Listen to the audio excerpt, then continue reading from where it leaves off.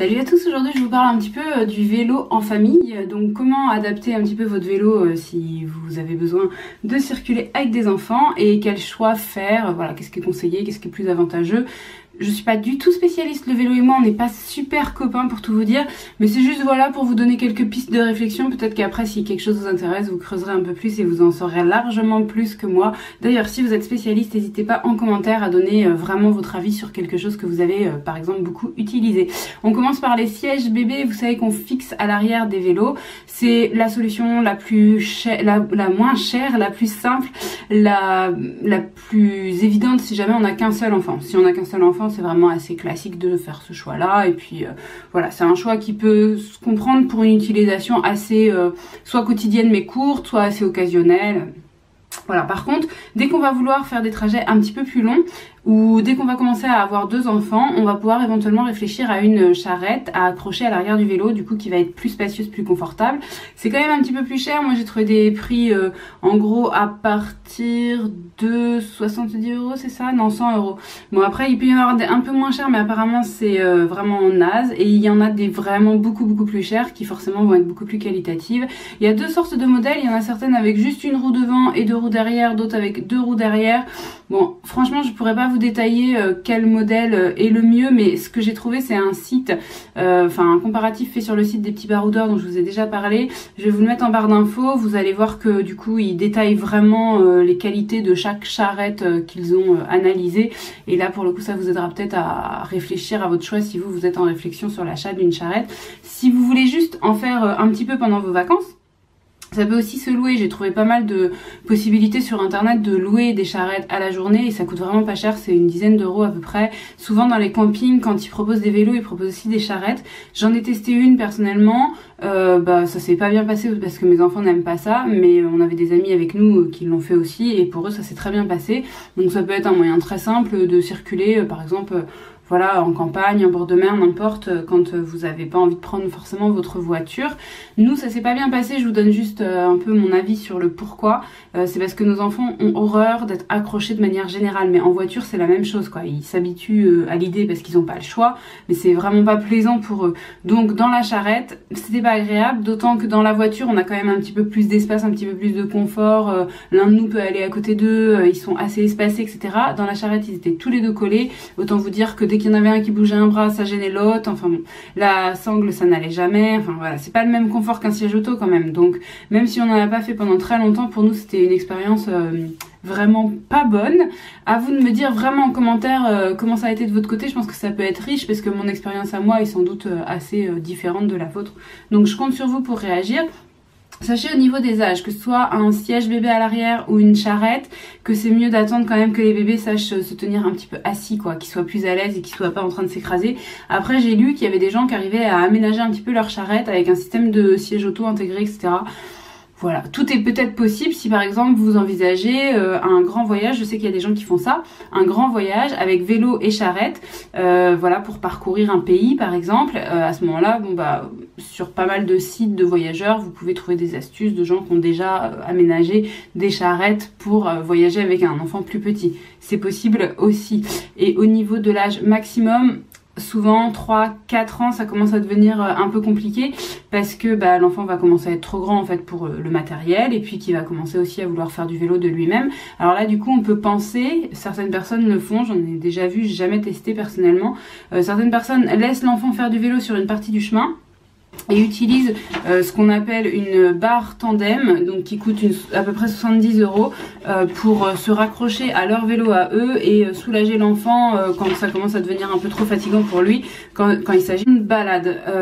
On passe ensuite à l'autre option qui est vraiment choisie de plus en plus, ça cartonne à fond dans les pays nordiques et puis ça arrive en France de plus en plus, c'est ce qu'on appelle les vélos cargo. Donc c'est les biporteurs ou les triporteurs. Donc biporteur il va y avoir 2 roues sur le vélo, alors que triporteur il va y en avoir 3. Et moi je pensais que triporteur c'était plus stable, mais en fait non, j'ai lu que c'était plus instable et moins maniable, donc plus compliqué finalement. C'est peut-être plus simple avec un biporteur, mais ça va dépendre aussi en fait de ce qu'on va vouloir comme confort à l'intérieur de la nacelle, là je sais pas comment ça s'appelle, là où on met les enfants, et du nombre d'enfants qu'on veut transporter. En général c'est intéressant quand on veut transporter 2 à 3 enfants, et il faut qu'ils aient moins de 8 ans, voilà. Mais on peut se douter que de toute façon après, de toute façon ils vont pouvoir nous suivre avec un vélo à côté.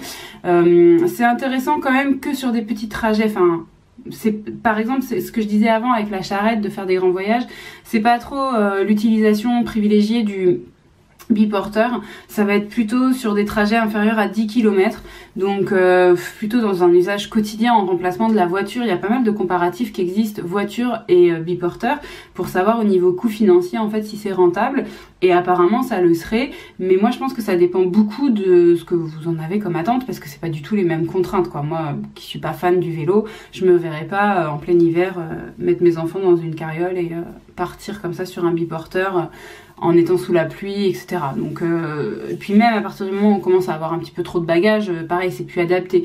Alors ça sert pas que dans un usage familial, hein. Là je parle de tout ce qui peut servir à déplacer ses enfants. Il y a des gens qui ont des biporteurs pour déplacer toute autre chose. Et d'ailleurs, je vais vous le dire maintenant, il y a un festival qui va avoir lieu là dès demain, parce que là la vidéo sort un jeudi, et à partir de demain, vendredi 14 juin, du 14 au 16 juin, à Groningen, je crois que ça se dit comme ça, enfin c'est aux Pays-Bas, ça s'appelle International Cargo Bike Festival, et en fait sur Instagram vous pouvez les suivre, ça s'appelle Cargo Bike Fest. Je vous mets tout en barre d'infos, si vous comprenez rien à ce que je dis ce sera plus simple. Et en gros on voit que ça peut être utile dans plein de situations. Il y a une photo que j'ai trouvée assez sympa, c'était une photo en fait où il y avait donc une personne sur le vélo et un espace pour une personne avec un fauteuil roulant à l'avant en fait, à la place voilà de la nacelle où on peut mettre des enfants, où on peut mettre des marchandises, où on peut mettre des animaux même. Il y a des gens qui utilisent ce système pour se balader avec leurs chiens. Voilà, donc du coup ça permet de voir un petit peu ce qui existe. On peut les suivre sur Instagram. Dès demain ça va sans doute être un petit peu intéressant. Tant que je suis sur ce qui existe au niveau ciel, il y a aussi autre chose qui va arriver au mois de juin, du 25 au 28 juin 2019. Là c'est un rendez-vous européen qui s'appelle Velocity, et il aura lieu à Dublin en Irlande. Donc voilà, à moins que vous ayez des bases droits vers l'Irlande, c'est pas forcément évident d'y assister, mais bon voilà, sachez que ça existe. Je préfère vous donner les infos, après vous en faites ce que vous voulez. Pour ce qui est des biporteurs, bien sûr le tarif est vachement plus cher. J'en ai trouvé beaucoup dans la tranche 1500-2000 euros, voilà, au niveau budget c'est à peu près ça. Et ce que je trouve le plus intéressant à savoir, c'est pas forcément le prix à l'achat, mais c'est plutôt le prix à la location, parce qu'en fait, enfin moi c'est l'usage que j'en ai déjà fait, et je pense que c'est ce qui peut le plus vous intéresser là pour l'été. C'est à savoir, est-ce que dans votre ville, il n'y aurait pas moyen de louer un biporteur, ou dans la ville où vous allez en vacances, pour pouvoir vous déplacer de manière un petit peu différente, si toutefois ça plaît à vos enfants. Donc moi qui suis originaire de Loire-Atlantique, je ne peux que vous parler de l'îlot des familles à Nantes. Si vous ne connaissez pas déjà, je vous encourage à aller sur leur site. Il y a plein de tarifs qui existent, mais pour un ordre d'idée, à la journée c'est 33 euros. Après ça existe aussi sur Paris, ça existe dans pas mal de villes de bord de mer.